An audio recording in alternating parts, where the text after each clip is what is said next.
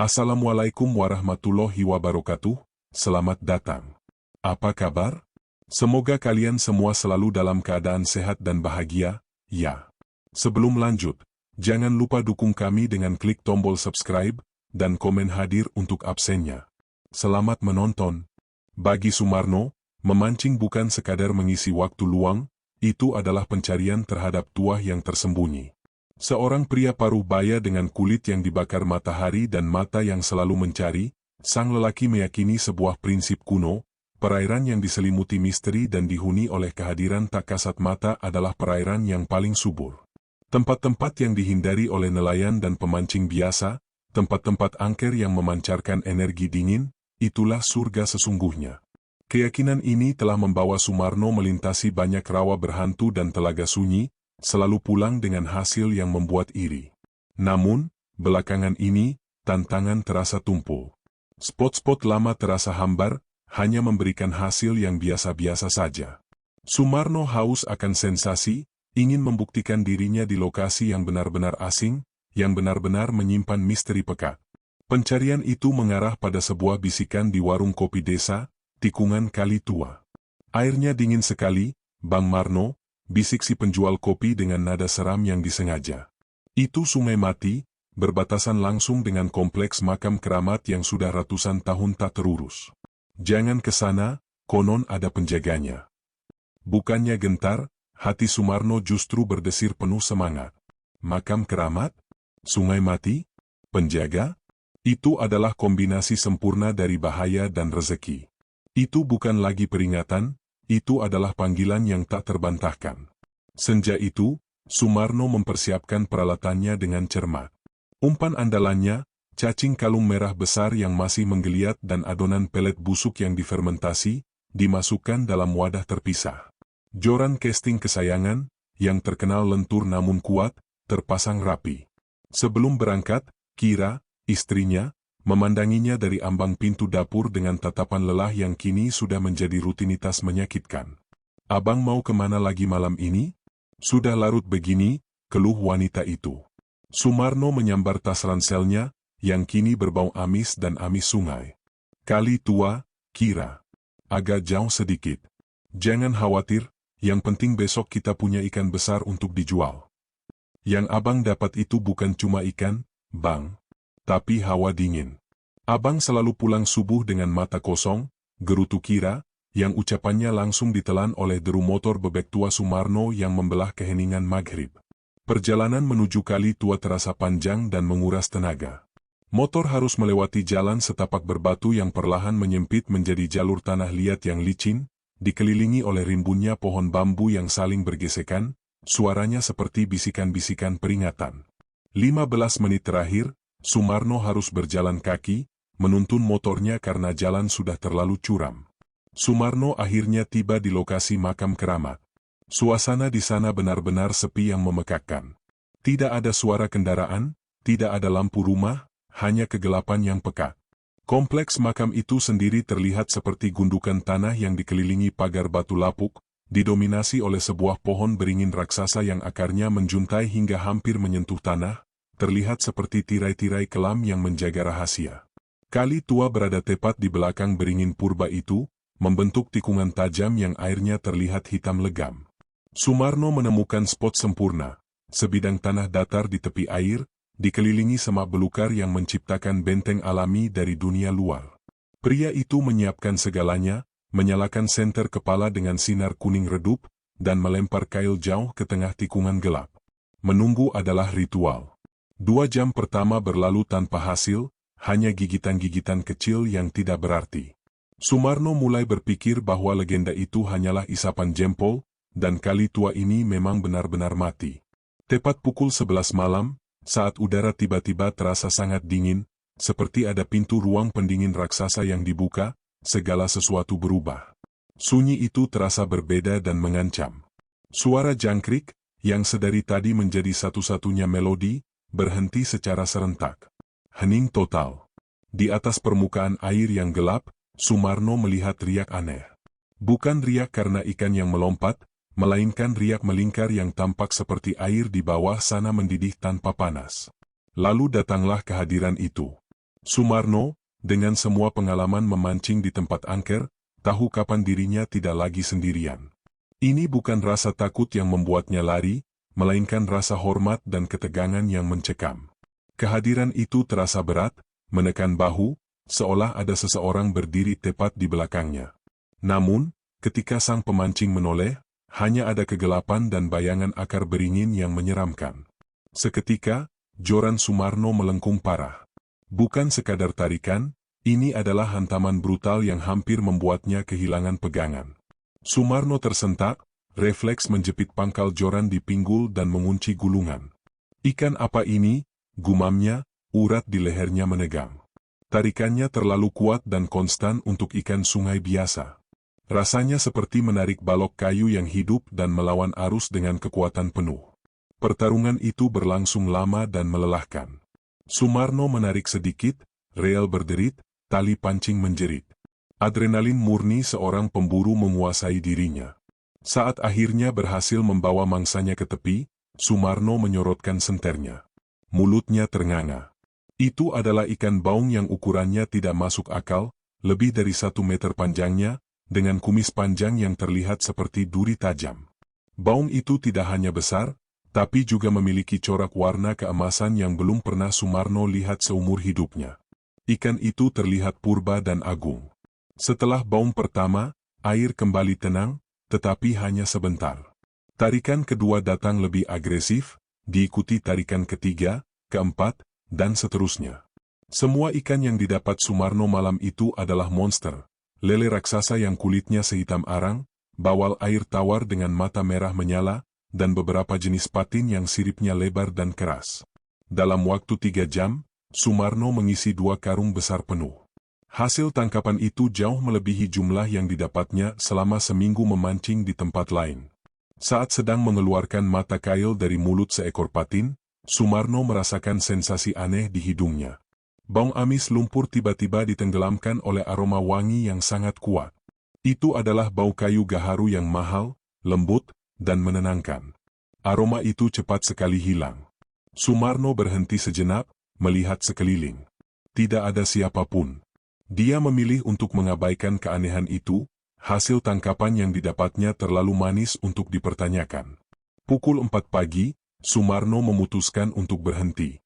Badannya pegal, tetapi hatinya puas, nyaris sombong. Saat meninggalkan tikungan kali tua, sang lelaki merasakan kehadiran itu mengawasinya, bukan dengan ancaman, melainkan dengan kepuasan diam-diam. Sumarno pulang subuh itu dengan membawa pulang bukan hanya ikan, tetapi sebuah rahasia yang baru saja terbangun dari tidur panjangnya di tepi makam keramat. Di benaknya terukir janji tak terucapkan, besok malam, sang lelaki pasti akan kembali. Hasil tangkapan dari kali tua mengubah hidup Sumarno dalam seminggu. Baung keemasan dijual dengan harga fantastis di pasar, dan uang mengalir deras. Sumarno mendapat julukan baru dari pedagang ikan, Raja Sungai. Namun, rezeki itu datang dengan harga yang mahal, waktu tidur dan kebebasan memilih. Rutinitas baru terbentuk, terikat erat pada tikungan kali tua. Setiap pukul 7 malam, setelah Isya, Sumarno sudah bersiap. Pria itu menolak memancing di tempat lain. Dia mencoba sekali memancing di spot lama, tetapi sepanjang malam itu hanya mendapat mujair seukuran telapak tangan. Malam itu terasa dingin dan membosankan. Sumarno langsung kembali ke kali tua keesokan harinya. Kini, tempat itu bukan lagi pilihan, melainkan kewajiban yang tak terhindarkan. Sumarno merasa ada panggilan kuat yang menariknya ke sana, sebuah janji kekayaan yang tersembunyi di air hitam. Pada malam ke-7 berturut-turut, saat motor bebek Sumarno berhenti di dekat gerbang makam keramat, dia tidak lagi merasa takut. Rasa tegang telah digantikan oleh rasa intimasi yang aneh, seolah datang memenuhi janji temu dengan seorang kawan lama yang sangat berkuasa. Begitu joran dilempar dan kail tenggelam di air, aroma wangi itu kembali muncul. Kayu gaharu murni, yang kuat dan lembut, memenuhi udara dingin. Aroma itu kini terasa lebih bertahan lama, seolah sengaja dipertahankan di sana untuk menenangkan dirinya. Selain aroma wangi, Sumarno mulai mendengar fenomena baru, sebuah denggungan yang sangat pelan dan berirama, menyerupai suara orang berzikir di kejauhan. Suara itu rendah, teduh, dan terasa menenangkan, tetapi muncul dari sumber yang tidak terlihat, dari balik pohon beringin, sangat dekat dengan tempatnya duduk. Sumarno memberanikan diri. Dipadamkannya senter. Pria itu mencoba menembus kegelapan pekat di balik punggungnya. Tidak ada obor, tidak ada api rokok, tidak ada gerakan. Jika itu adalah pemancing lain, pasti sudah mengeluarkan suara atau cahaya. Tetapi ini hening total, kecuali suara zikir yang samar itu. Ketakutan mulai merayap, tetapi saat rasa itu mencapai puncaknya, jorannya melengkung hebat. Ikan-ikan besar itu seolah-olah menunggu sinyal, menunggu restu dari kehadiran itu untuk mulai menyambar umpan. Menjelang tengah malam, Sumarno berhadapan dengan lawan terberatnya. Seekor belut raksasa, sebesar lengan orang dewasa, menyambar umpan dan langsung berenang masuk ke sela-sela akar beringin di seberang kali. Sumarno menarik kuat. Tali pancingnya bergesek dengan batu, mengeluarkan bunyi desisan mengerikan. Dalam keputusasaan, Sumarno menarik paksa, dan kerak. Joran casting kesayangannya patah di bagian tengah. Aduh, celaka, umpat sang lelaki. Pria itu memegang sisa pangkal joran, berusaha mempertahankan ketegangan tali, tetapi kekuatan belut itu terlalu besar. Tepat saat Sumarno merasa tali pancing akan putus, sesuatu yang mustahil terjadi. Sumarno bersumpah merasakan ada tekanan kuat dan dingin di sisi jorannya yang patah, seolah ada tangan lain yang menjepitnya, membantu menahan tali. Tekanan itu terasa dingin, namun sangat kuat, dan arah tarikannya sempurna, mengarah menjauhi akar. Terkejut, Sumarno memegang erat. Tekanan itu berlangsung sepersekian detik, memberinya waktu untuk mengunci gulungan dan mendapatkan momentum. Belut raksasa itu keluar dari persembunyiannya dan berhasil ditarik ke tepi. Sumarno terduduk lemas, menatap belut yang menggeliat dan jorannya yang patah. Dia menoleh cepat ke belakang. Tidak ada siapa-siapa. Dia menyentuh tangannya sendiri. Tidak ada luka, tidak ada bekas sentuhan. Aku dibantu, bisik Sumarno, napasnya tercekat. Aku tidak sendirian di sini. Setelah insiden joran patah itu, Sumarno tidak lagi berani mengabaikan kehadiran tersebut. Sang lelaki yakin, entah siapapun atau apapun yang ada di sana, makhluk itu memiliki niat baik untuknya. Bantuan mulai datang dalam bentuk lain, bisikan. Bukan bisikan yang menakutkan, melainkan suara pelan di telinga kanannya, seperti gumaman hati nurani, tetapi jauh lebih jelas, teduh, dan sangat sopan. Ketika Sumarno bimbang harus melempar ke sisi kiri sungai yang dangkal atau kanan yang dalam, bisikan itu datang lagi, di bawah rumpun pandan itu. Ada yang besar sedang bersembunyi. Pelan-pelan. Sumarno patuh, melempar tepat ke rumpun pandan. Hasilnya, seekor ikan toman besar yang membuat timbangan rumah tangga rusak. Bisikan itu tidak hanya mengarahkan spot memancing, tetapi juga mulai mendiktekan amal. Istri Sumarno, Kira, mulai curiga dengan kebiasaan baru suaminya yang sangat protektif terhadap ikan hasil tangkapannya. "Kenapa abang tidak mau menjual semua patin ini?" tanya Kira suatu pagi, melihat Sumarno menyisihkan 3 ekor patin terbesar di baskom terpisah. Padahal harganya mahal sekali. Sumarno menyusun ikan-ikan itu dengan hati-hati. "Tidak, Kira. Yang ini untuk Bu RT. Katanya cucunya sedang sakit. Dan yang ini, untuk Pak Tua yang di ujung jalan, yang sakit-sakitan itu. Diberikan saja, tidak perlu dibayar."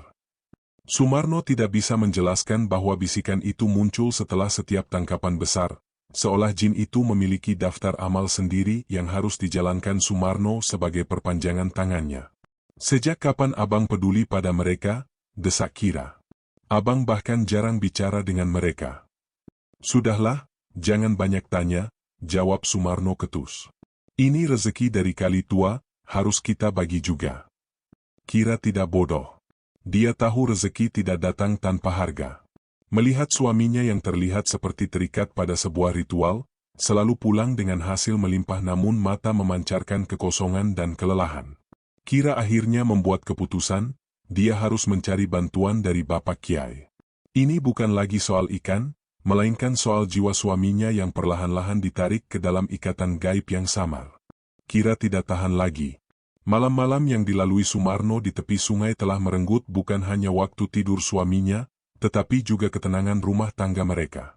Kehadiran karung-karung ikan raksasa yang tidak wajar terasa seperti hadiah yang membawa kutukan. Aura Sumarno, yang dulunya hangat dan bersahaja, kini diselimuti oleh kelelahan dan ketegangan yang misterius. Obsesi sang lelaki terhadap Kali Tua telah mencapai titik yang mengkhawatirkan.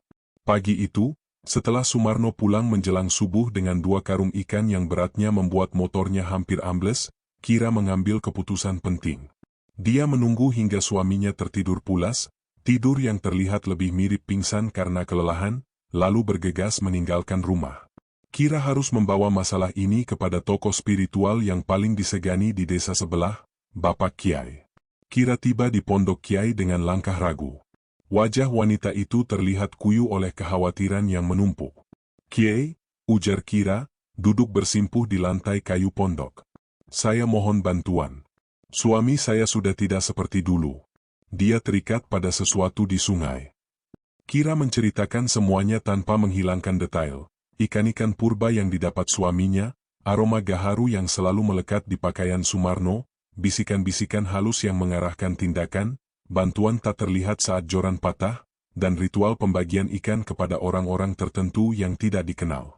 "Saya takut, Kiai," ucap wanita itu, suaranya tercekat. "Saya takut suami saya terjebak dalam pesugihan." Bapak Kiai mendengarkan dengan penuh perhatian, sesekali menutup mata seolah sedang menyelaraskan energinya dengan cerita yang disampaikan. Setelah Kira selesai, Kiai menghela napas panjang, mata tuanya menatap Kira dengan teduh. "Nak Kira," ujar Kiai dengan suara yang berat namun menenangkan. "Ini bukan pesugihan harta yang meminta tumbal. Energi yang mengelilingi suamimu terasa kuat, tetapi bersih. Tidak ada jejak sihir hitam." Kiai menjelaskan bahwa Sumarno kini ditemani oleh khodam pendamping yang kuat. Sosok ini adalah jin muslim dari golongan yang taat. Dia terikat pada tempat itu, dan dia melihat suamimu sebagai saluran amal yang sempurna. Kira tercengang. Jin muslim? Tapi kenapa dia harus mengganggu Bang Marno? Kiai tersenyum tipis. Beliau menjelaskan bahwa jin muslim itu membutuhkan perantara di dunia manusia untuk menyalurkan kebaikan dan amalnya. Jin itu memberikan Sumarno rezeki melimpah, ikan, sebagai imbalan dan cara untuk menjaga Sumarno tetap datang ke tempat itu. Kemudian, jin itu mendiktekan pembagian ikan tersebut sebagai amalnya sendiri. "Jin itu tidak mengganggu, Nak Kira," terang Kiai. "Jin itu merawat suamimu. Dia menjaga joran tidak putus, memberi petunjuk lokasi ikan, bahkan menjaga keselamatan Sumarno dari kecelakaan, selama sang lelaki setia pada rutinitas malam itu. Inilah sesuatu yang didapat Sumarno, perlindungan dan kemudahan rezeki." Namun, Kiai segera memberi peringatan keras. Meskipun niatnya baik, menurut versinya, ikatan dengan makhluk gaib tetaplah berbahaya, tegas Kiai, sorot matanya menajam. Bahayanya bukan terletak pada kejahatan, melainkan pada ketergantungan dan pemaksaan spiritual. Kiai menjelaskan bahwa jin ini adalah sosok yang alim dan disiplin ibadah. Cepat atau lambat, jin itu tidak hanya akan meminta waktu Sumarno untuk memancing, tetapi juga akan memaksa Sumarno untuk disiplin dalam ibadah. Sebagaimana yang Kira ceritakan tentang tuntutan jin untuk beramal. Suamimu kini terpenjara oleh kebaikan jin itu. Jika Sumarno menolak datang, jin itu akan merasa ditinggalkan dan mungkin akan marah. "Itu yang harus kita khawatirkan," tutup Kiai.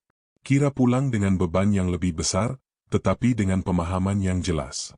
Bukan hantu atau setan yang mengincar suaminya, melainkan kebaikan yang mengikat dan persahabatan yang posesif. Malam harinya, setelah kembali dari Kiai, Kira menunggu kepulangan Sumarno. Setelah sang lelaki selesai menyortir ikan-ikannya, Kira mendekat. "Bang, saya sudah tahu," ujar wanita itu, suaranya mantap. "Saya sudah tahu abang ditemani makhluk apa di Kali Tua. Saya sudah bertemu Bapak Kiai." Sumarno terkesiap. Wajahnya langsung pucat. Pria itu mencoba menyangkal, tetapi tatapan mata Kira yang dipenuhi pemahaman mengunci kejujurannya. "Ini bukan pesugihan, Kira," bisik Sumarno, suaranya merendah. "Dia baik, dia membantuku. Dia memberiku rezeki melimpah, dan dia menyuruhku beramal." Sumarno menceritakan tentang aroma gaharu, bisikan petunjuk yang santun, tangan dingin yang membantu menahan joran, dan rasa damai aneh saat jin itu berzikir di dekatnya. Pria itu kini merasa terbelah sekaligus malu. Justru itu yang bahaya, Bam, tukas Kira, mengulangi perkataan Kiai. Abang kini terikat dan tergantung pada kebaikan jin itu. Abang sudah tidak bisa memilih rezeki abang sendiri. Itu bukan lagi amal, itu sudah menjadi kontrak. Sumarno menolak mendengarkan. Selama seminggu terakhir, dia merasa menjadi pria paling sukses di desa. Ikan melimpah, uang mengalir. Bagaimana mungkin dia melepaskan semua itu hanya karena ketakutan istrinya dan penjelasan Kiai? Saya harus pergi, Kira, ujar sang lelaki, matanya menunjukkan perpaduan antara kelelahan dan obsesi. Jika saya tidak datang, entah apa yang akan terjadi. Dia sudah menunggu. Pria itu bergegas pergi, meninggalkan Kira yang terduduk lemas, menyadari bahwa suaminya kini berada di persimpangan antara rezeki dunia dan keselamatan spiritual. Malam itu, Sumarno kembali ke Kali Tua dengan hati yang tidak tenang. Aura keintiman yang biasa ia rasakan kini bercampur dengan rasa bersalah kepada Kira dan rasa takut akan kebenaran dari ucapan Kiai yang disampaikan istrinya. Sumarno mencoba memancing jauh dari tikungan Kali Tua, di spot lain, berharap jin itu hanya terikat pada tempat. Namun, saat sang lelaki duduk di hilir, tidak ada gigitan. Joran pria itu terasa hambar. Tiba-tiba, aroma gaharu yang kuat memenuhi udara di sekitarnya, diikuti oleh sunyi yang memekakkan. Sumarno melihat ke sungai. Air di hilir tiba-tiba bergejolak, dan dalam waktu singkat, air mengalir deras ke arah hulu, seolah dipaksa kembali ke tikungan Kali Tua. Sumarno menyadari, jin itu mengikutinya. Ikatan itu bukan pada tempat, melainkan pada dirinya. Saat kembali ke tikungan Kali Tua, rasa sakit kepala Sumarno hilang. Sumarno melihat ke seberang kali, di balik kabut tipis. Sosok itu tinggi, besar, dan samar, berpakaian serba putih atau hijau tua. Sosok itu tidak bergerak, hanya berdiri di antara bayangan, memancarkan aura wibawa yang besar. Jantung Sumarno berdebar kencang. Itu adalah kali pertama wujud jin muslim itu menampakkan diri, meskipun hanya sekelebat. Sosok itu kemudian menggerakkan tangan kanannya, sebuah isyarat yang terasa seperti salam yang diucapkan dari kejauhan. Sumarno, dengan mulut keluh, hanya mampu membalas salam itu dalam hati. Begitu balasan itu terlintas dalam benaknya, sosok itu menghilang, seolah melebur ke dalam kabut. Interaksi itu memperkuat kesadaran Sumarno, jin itu bukan sekadar teman memancing, melainkan pendamping yang berkuasa. Sumarno mulai mendapatkan lebih dari sekadar ikan. Suatu malam, Sumarno hampir tergelincir di bebatuan licin. Secara naluriah, pria itu merasa ada dorongan keras di punggungnya, menahannya agar tidak jatuh. Punggung Sumarno terasa dingin seperti es selama beberapa menit. Di kesempatan lain, motor bebek tua sang lelaki mogok total di tengah jalan sepi saat pulang dini hari. Sumarno frustrasi dan mencoba mendorong motor itu. Tiba-tiba, ia merasakan motor itu mendorong balik dengan tenaga yang aneh. Motor itu menyala sendiri setelah didorong sejauh 10 meter. Sumarno menyadari, dia tidak hanya mendapat ikan, dia mendapat perlindungan dan kemudahan yang melampaui logika. Segala kesialan di hidupnya seolah dibuang jauh-jauh, selama Sumarno mematuhi rutinitasnya di Kali Tua. Inilah sesuatu yang jin itu berikan sebagai ganti kesetiaannya, kekebalan dari sial. Jin muslim itu tidak pernah meminta uang atau sesajen. Permintaan jin itu adalah yang paling mengganggu dan membenarkan perkataan Kiai, permintaan spiritual. Suatu malam, Sumarno tertidur di tepi sungai karena kelelahan. Pria itu memasuki mimpi yang sangat jernih. Dalam mimpi itu, Sumarno berdiri di tepi sungai.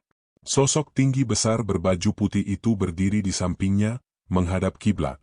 Jin itu tidak berbicara, tetapi mengisyaratkan Sumarno untuk mengambil air wudhu dan sholat malam bersamanya di atas tikar sajadah. Sosok itu kemudian menjadi imam bagi Sumarno. Sumarno mengikuti sholat itu hingga salam, dan begitu salam selesai, sosok itu menoleh ke Sumarno. Wajahnya masih samar, tetapi suaranya, yang kini terdengar melalui telepati, terasa tenang dan agung. Sudah lama aku ingin memiliki teman yang mau bersama-sama memperbaiki diri. Kau mendapatkan rezeki terbaik, Marno. Gunakan kekuatan itu untuk mendekatkan dirimu pada pemilik rezeki sejati. Datanglah malam, jangan hanya untuk memancing, tapi juga untuk beribadah. Sumarno terbangun dengan kaget, tubuhnya berkeringat dingin. Dia melihat jam, sudah pukul 3 pagi, waktu terbaik untuk sholat tahajud. Konflik internal Sumarno mencapai puncaknya. Jin itu tidak memintanya berbuat jahat, melainkan memaksanya berbuat baik. Jin itu, karena ketaatannya, tidak bisa pergi begitu saja. Jin itu terikat pada kebiasaan Sumarno di Kali Tua dan membutuhkan saluran amal di dunia nyata.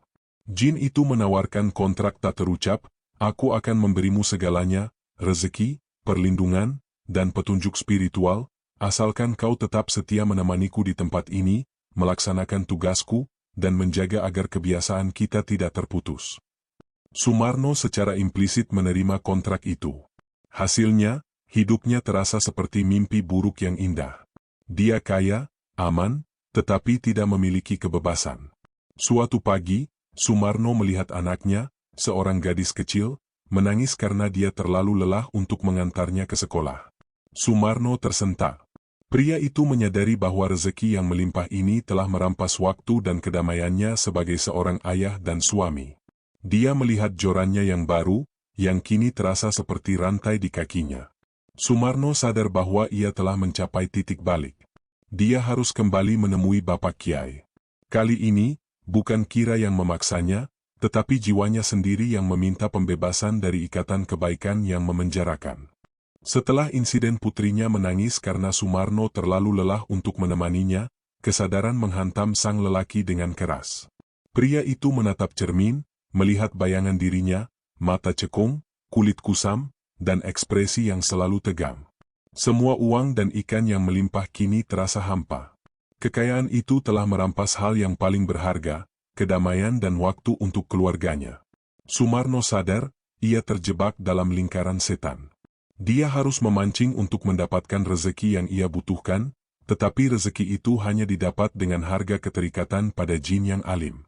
Janji perlindungan dari segala kesialan yang diberikan jin telah membuatnya kehilangan kebebasan. Ikan yang didapatnya, meskipun besar dan langka, kini terasa berat seperti timah, membelenggu jiwanya. Tekad Sumarno kini bulat. Dia harus melepaskan ikatan ini. Sumarno tidak peduli jika harus kembali memancing ikan kecil, asalkan dia bisa kembali tidur nyenyak di samping Kira dan memiliki kendali penuh atas hidupnya sendiri. Sore itu, Sumarno memutuskan untuk mengunjungi Bapak Kiai secara diam-diam. Pria itu merasa malu. Seorang kepala keluarga yang seharusnya menjadi pelindung, justru kini terjebak dalam jaring makhluk halus, meskipun jin itu mengaku muslim. Sumarno tiba di pondok Kiai saat matahari mulai condong. Pria itu menceritakan segala sesuatu secara detail, mulai dari baung keemasan pertama, aroma gaharu yang selalu muncul, bantuan tangan dingin yang menahan joran, hingga tuntutan spiritual dalam mimpi. Kiai, ujar Sumarno, menundukkan kepala dalam-dalam. Saya merasa berdosa. Saya tahu dia jin, tapi dia selalu menyuruh saya beramal, berzikir, dan sholat malam. Saya tertekan. Saya takut dia marah jika saya tinggalkan. Bapak Kiai mendengarkan dengan sabar. Beliau tersenyum, senyum yang menenangkan tetapi menyimpan kebijaksanaan yang dalam. Marno, ikatanmu ini memang unik. Jin muslim itu memang ada, dan dia memiliki derajat keimanan yang tinggi. Dia melihat potensi amal pada dirimu dan tempatmu. Dia tidak jahat dalam artian merusak, tetapi dia posesif, jelas Kiai. Posesif? Tanya Sumarno bingung. Ya, posesif, tegas Kiai. Jin itu kesepian di tempat angker itu, dan dia butuh teman untuk beribadah dan menyalurkan amalnya. Dia menemukanmu, seorang pemancing fanatik, dan dia menggunakan rezeki sebagai rantai emas untuk mengikatmu. Dia mau berbuat baik, tetapi dengan syarat kamu harus menemaninya dan melakukan amalnya. Kebaikan yang datang dari paksaan dan kepemilikan, itu bukanlah berkah sejati. Kiai kemudian menjelaskan hakikat rezeki yang didapat Sumarno. Ikan yang kau dapat itu tidak haram, Marno. Jin itu hanya menggunakan kekuatannya untuk mengumpulkan ikan di tikungan itu. Tetapi, rezeki itu telah menjadi umpan yang membuatmu tergantung padanya. Kau kini hanya berani memancing di sana, dan kau tidak bisa menolak permintaannya. Kiai menatap Sumarno lurus-lurus. Ketahuilah, Marno, yang harus kau takuti bukanlah jin yang jahat, tetapi ikatan yang membuatmu kehilangan kebebasan memilih. Jin itu ingin menjadikanmu muridnya yang patuh, bukan manusia yang merdeka mencari rezeki dari Tuhan. Itu yang disebut syirik khafi, kemusyrikan yang halus. Sumarno merasa seperti disambar petir. Selama ini, pria itu merasa bangga karena dibantu oleh jin yang alim, padahal tanpa sadar, dia telah menyerahkan kehendak bebasnya. Lalu, apa yang harus saya lakukan, Kiai? Tanya Sumarno, suaranya terdengar putus asa. Jika saya tinggalkan, dia akan marah. Kekuatan jin itu terlalu besar.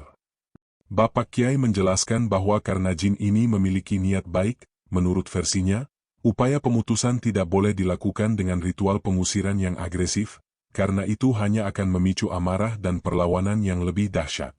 Jin ini terikat pada kebiasaanmu dan tempatmu. Kita harus memutus hubungan ini secara bertahap, tapi pasti, kata Kiai, mulai menjelaskan strateginya. Pertama, pemutusan kebiasaan, Sumarno harus berhenti total memancing di Kali Tua. Tidak peduli seberapa besar godaan atau tekanan yang muncul. Pria itu harus membuktikan bahwa kebebasannya lebih penting daripada rezeki instan. Kedua, perkuatan benteng diri. Karena jin itu alim, perlawanannya harus menggunakan senjata yang sama, ibadah yang ikhlas. Sumarno tidak boleh lagi sholat malam karena paksaan, melainkan harus mendirikan semua sholat wajib secara disiplin dan penuh keikhlasan. Kiai menekankan pentingnya sholat subuh berjamaah dan membaca surat Al-Baqarah di rumah selama 7 malam berturut-turut. Jin itu akan melawan, Marno, peringatan Kiai sangat serius. Dia akan menyerang mental dan psikologismu. Dia akan membuat hidupmu di luar Kali Tua menjadi sulit dan penuh sial. Dia ingin kau kembali karena ia butuh kau. Bersiaplah, ujian terberatmu bukan melawan jin jahat, tetapi melawan ikatan kebaikan. Sumarno bangkit, rasa takut bercampur dengan harapan. Pria itu kini memegang kunci pembebasan. Malam itu, Sumarno kembali ke rumah dengan tekad membaca, menyampaikan semua pesan Kiai kepada Kira. Mereka berdua sholat maghrib dan isya bersama, sesuatu yang jarang terjadi sejak obsesi Kali Tua dimulai. Pukul 8 malam, Sumarno duduk di ruang tengah, memaksakan diri membaca Al-Baqarah sesuai petunjuk Kiai, meskipun pikirannya terus ditarik ke tepi sungai. Pria itu bisa merasakan tarikan mental yang kuat, dorongan tak tertahankan yang memanggilnya ke tempat angker itu. Joran barunya yang bersandar di dinding seolah memancarkan daya magnet. Saat jarum jam mendekati pukul 11 malam, waktu rutin jin itu datang, atmosfer di rumah Sumarno berubah drastis. Udara menjadi dingin sekali, jauh lebih dingin daripada biasanya. Lampu listrik di ruang tengah berkedip-kedip sebentar lalu mati, meninggalkan rumah dalam kegelapan total. Hanya lampu minyak kecil yang menyala, memberikan cahaya oranye yang goyah. Dengungan zikir yang selama ini hanya Sumarno dengar di tepi sungai, kini terdengar samar-samar di luar jendela kamar mereka. Dengungan itu terdengar sedih, merintih, seolah jin itu sedang memohon. Sumarno langsung merasa sesak napas. Bukan karena udara, melainkan karena tekanan di dadanya. Kepalanya sakit berdenyut-denyut, jauh lebih parah daripada saat ia pertama kali menolak melempar kail. Pria itu memeluk Kira erat, memejamkan mata dan terus mengulang zikir yang diajarkan Kiai dalam hati. Meskipun Sumarno menahan diri untuk tidak pergi, jin itu menyerang melalui ranah material, menunjukkan kekuasaan atas rezeki sang lelaki. Keesokan paginya, kekacauan dimulai. Sumarno menemukan joran barunya, yang terbuat dari serat karbon kuat, telah patah menjadi 2 tanpa sebab yang jelas. Patahannya terlihat bersih, seolah digergaji, bukan patah karena beban. Karung ikan yang sering ia gunakan untuk menampung baung keemasan kini mengeluarkan bau busuk yang menyengat, padahal karung itu sudah dicuci bersih. Bau itu adalah perpaduan amis dan aroma gaharu yang kini terasa tengik. Itu jin itu, Bam, bisik Kira dengan ngeri, melihat kerusakan yang terjadi. Dia marah karena abang tidak datang. Sumarno menyadari, ini adalah serangan psikologis yang bertujuan menimbulkan rasa takut dan kerugian, memaksa sang lelaki kembali pada ikatan rezeki yang hilang. Pria itu mencoba mengabaikannya dan pergi bekerja di sawah. Namun, Sepanjang hari, Sumarno dihantam oleh kesialan bertubi-tubi yang terasa konyol, membuktikan bahwa jin itu telah menarik kembali kekebalan yang pernah diberikan. Saat bekerja, cangkul Sumarno patah, tanggul sawahnya tiba-tiba jebol. Yang terparah, saat istirahat siang, dompetnya hilang. Bukan dompet berisi uang banyak, melainkan dompet berisi semua kartu identitas pentingnya. Kerugian ini adalah kerugian kecil yang sangat merepotkan, membuat Sumarno harus menghabiskan waktu berhari-hari mengurus surat-surat baru. Selama perjalanan pulang, motor bebeknya mogok konstan. Sumarno harus mendorongnya berkilo-kilometer. Setiap orang yang ditemuinya di jalan, tetangga yang biasanya ramah, kini menatapnya dengan pandangan dingin atau bahkan curiga, seolah Sumarno telah melakukan kejahatan atau sedang ditimpa karma. Jin itu, melalui kekuatannya, sedang menciptakan lingkungan yang tidak bersahabat di luar tikungan Kali Tua, membuktikan bahwa tanpa perlindungan jin itu, hidup Sumarno akan penuh sial dan kesusahan. Malam kedua tanpa memancing, Sumarno jatuh tertidur karena kelelahan fisik dan mental. Pria itu memasuki mimpi yang sangat nyata. Di sana, Sumarno kembali berdiri di tepi Kali Tua. Sosok tinggi besar berbaju putih itu muncul, tetapi kali ini, wujudnya tidak lagi mengintimidasi. Jin itu tampak sangat sedih dan kecewa. "Kenapa kau pergi, Marno?" Suara jin itu terdengar tidak marah, melainkan penuh ratapan. "Aku memberimu rezeki, aku memberimu keselamatan, aku mengajakmu beramal. Aku hanya ingin seorang teman yang mau beribadah bersamaku. Kenapa kau mengkhianati perjanjian persahabatan kita?" Jin itu menunjukkan kepada Sumarno pemandangan dari masa lalu, saat Sumarno hampir celaka di jalan, saat dia hampir tertipu dalam bisnis. Jin itu selalu ada, menangkis semua kesialan itu. "Kau takkan mendapatkannya lagi, Marno," kata jin itu dengan nada final. "Rezeki terbaik hanya ada di sini. Di luar sana, kau akan kembali menjadi orang biasa yang ditimpa kesialan." Sumarno bangun, air mata membasahi pipinya. Itu bukan mimpi menakutkan, tetapi ratapan kekecewaan seorang sahabat yang merasa ditinggalkan. Serangan jin itu sangat cerdas. Ia tidak menyerang dengan hantu, melainkan dengan manipulasi emosi dan ancaman kegagalan di dunia nyata. Sumarno kini mengerti sepenuhnya. Jin Muslim itu benar-benar menganggap sang lelaki sebagai sahabat, dan kebaikan yang diberikan adalah alat untuk mempertahankan hubungan itu. Jin itu ingin menguasai, meskipun dengan cara yang santun dan spiritual. Pria itu tahu, Kiai benar.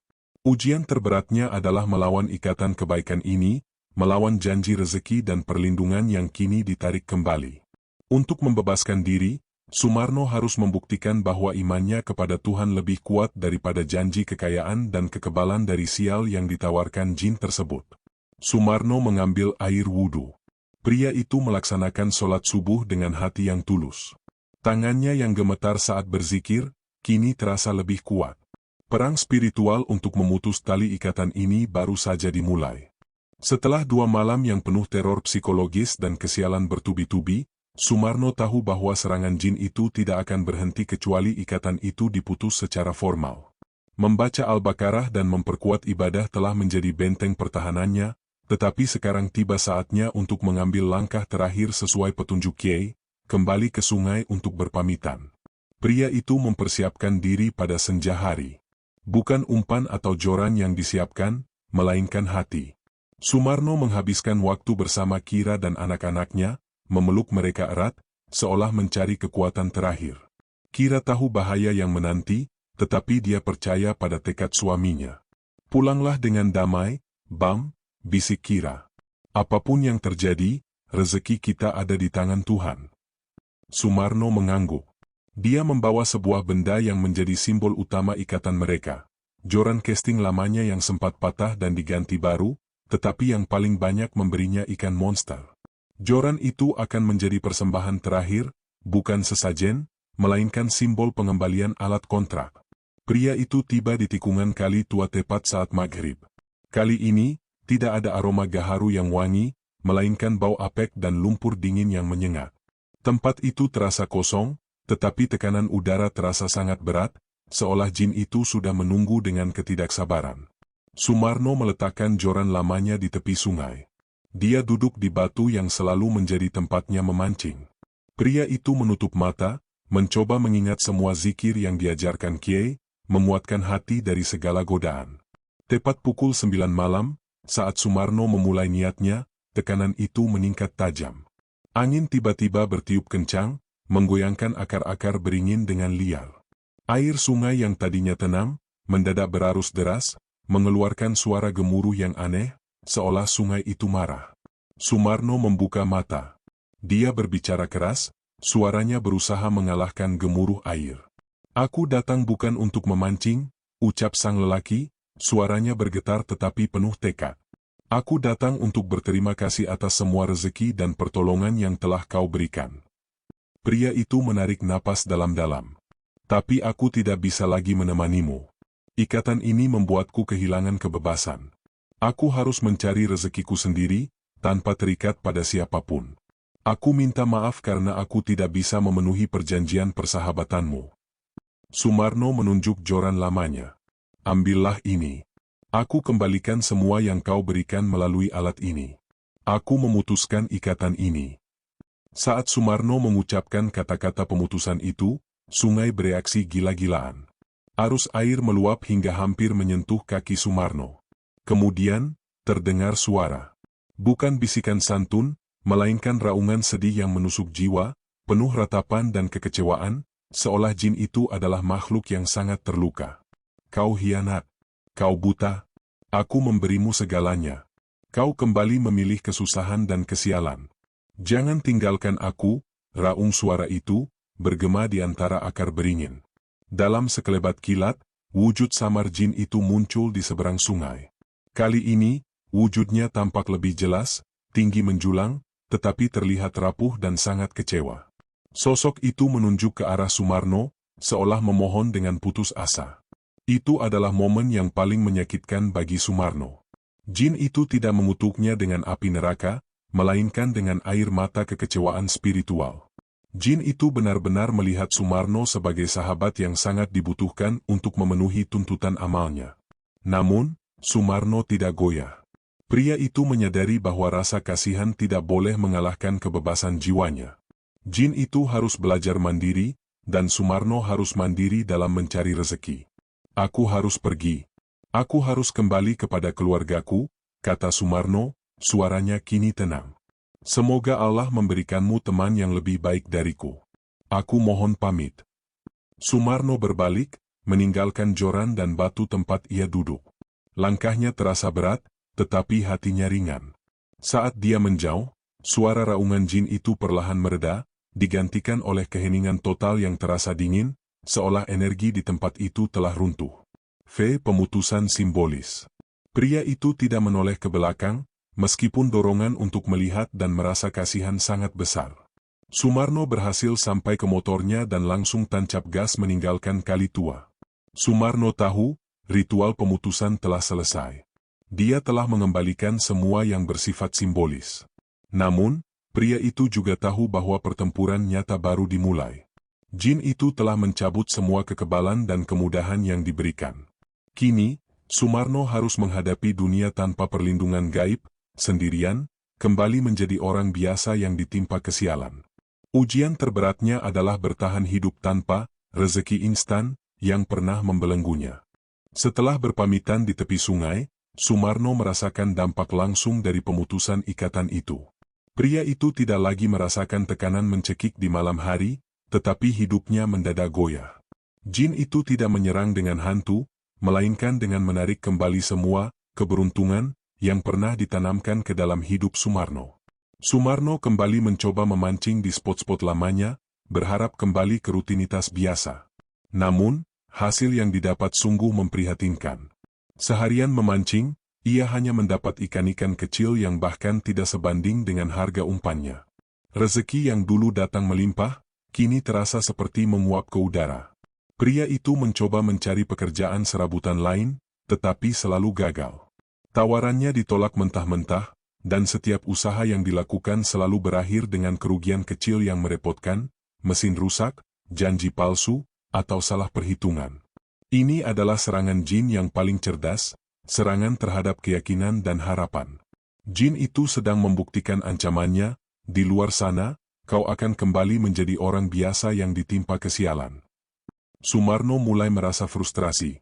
Pria itu teringat betapa mudahnya hidupnya ketika ditemani jin. Uang selalu ada, dan segala masalah kecil selalu hilang dengan sendirinya. Kini, masalah kecil pun terasa menggunung. Ia mulai meragukan keputusannya. Suatu malam, saat Sumarno sedang memperbaiki atap rumah yang bocor, tangannya terantuk keras, menyebabkan luka yang cukup dalam. Pria itu merasakan sakit yang nyata, bukan sakit spiritual. Rasa sakit itu seolah berbisik, "Dulu, aku akan menahan tanganmu agar tidak terluka.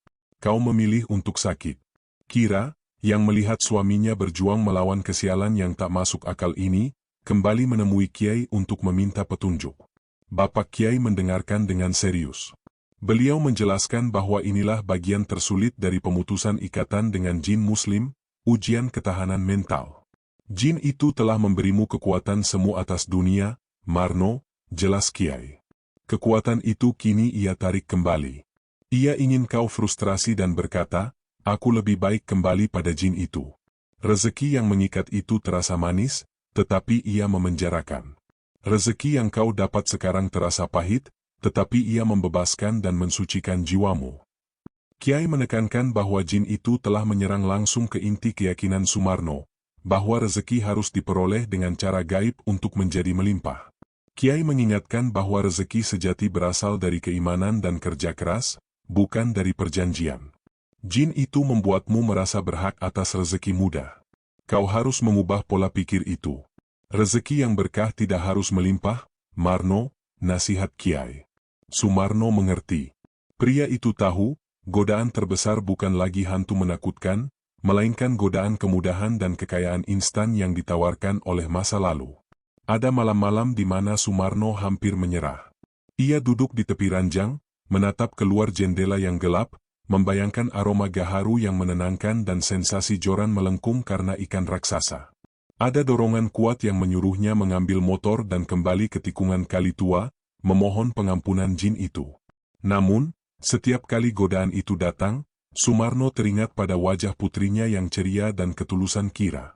Dia teringat pada kata-kata Kiai tentang kebebasan jiwa. Sumarno memilih untuk melawan. Setiap kali godaan datang, pria itu langsung mengambil wudhu dan mendirikan sholat malam, kini dilakukan dengan ikhlas dan air mata penyesalan, bukan karena paksaan jin. Pria itu menyadari bahwa kesialan yang menimpanya adalah harga yang harus dibayar untuk memutus ikatan spiritualnya.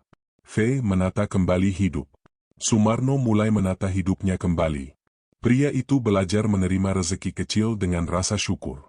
Ia menerima tawaran bertani di sawah tetangga, pekerjaan yang melelahkan tetapi menghasilkan uang yang halal dan berkah, meskipun sedikit. Ia tidak lagi memancing di malam hari. Waktu malamnya kini sepenuhnya diisi dengan keluarga dan ibadah.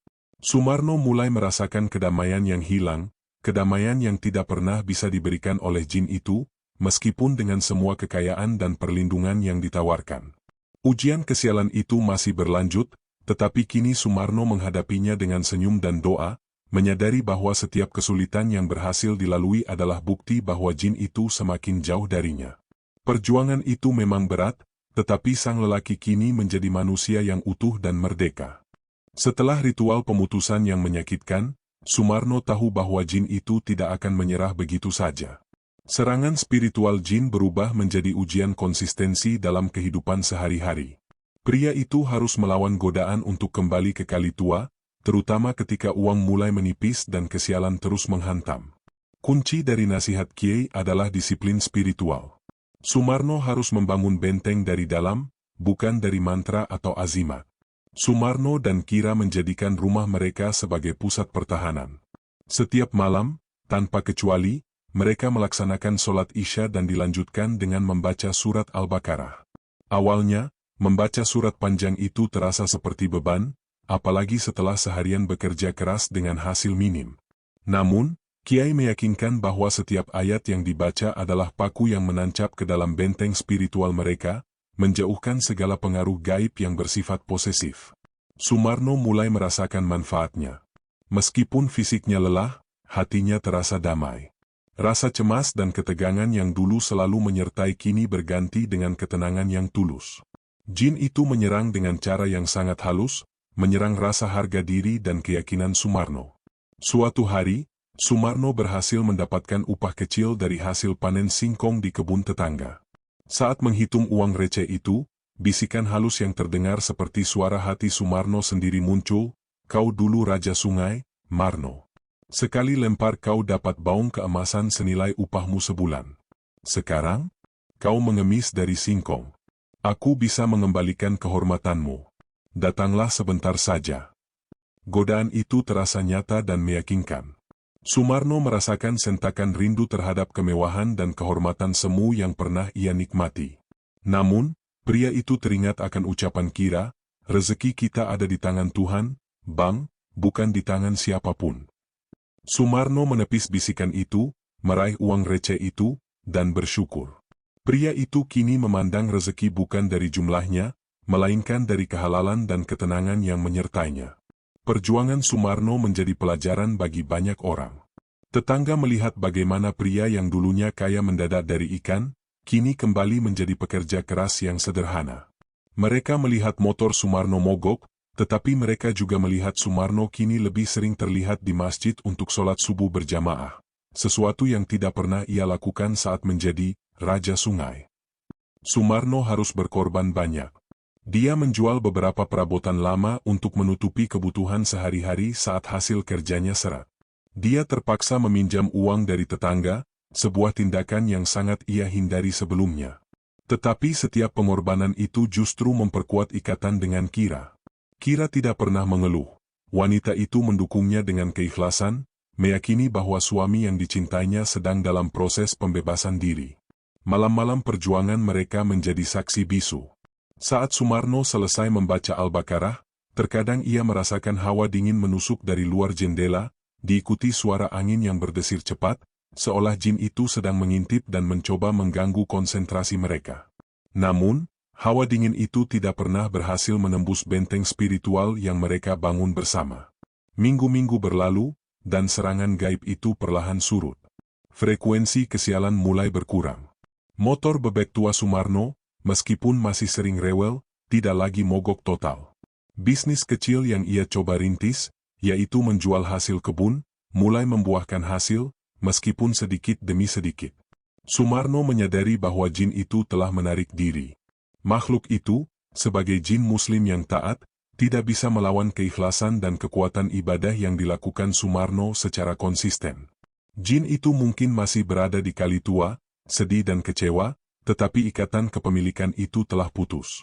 Sumarno kini menjadi pria yang berbeda. Dia kembali hangat, matanya tidak lagi kosong, dan senyumnya tulus.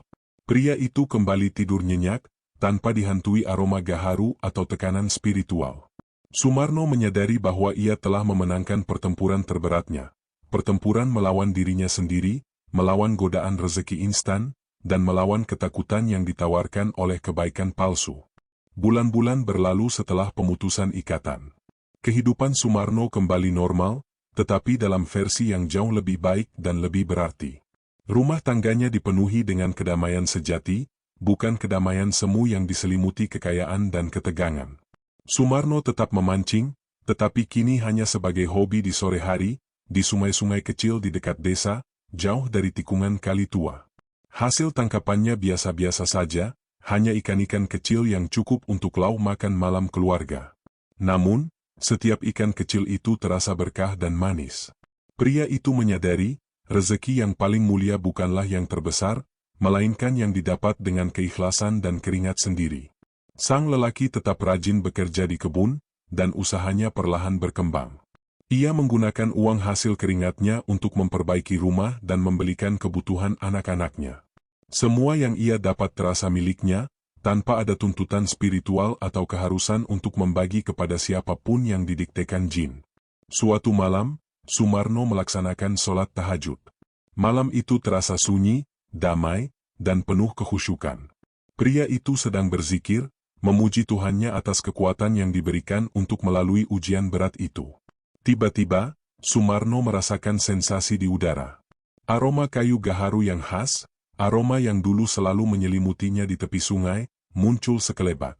Aroma itu hanya bertahan sepersekian detik, lembut, dan menghilang tanpa menimbulkan rasa takut atau tekanan. Sumarno tersenyum.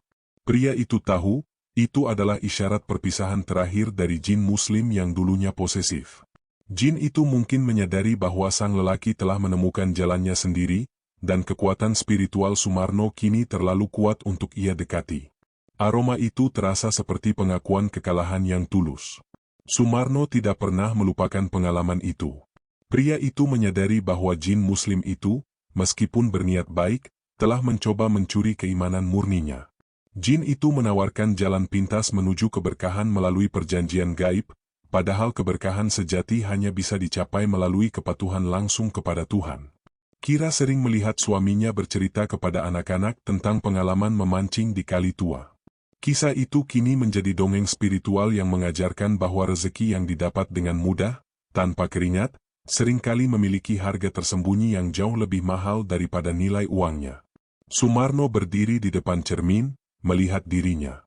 Pria itu tidak lagi kaya raya, tetapi matanya memancarkan ketenangan dan kebahagiaan. Pria itu kini merdeka dari segala ikatan.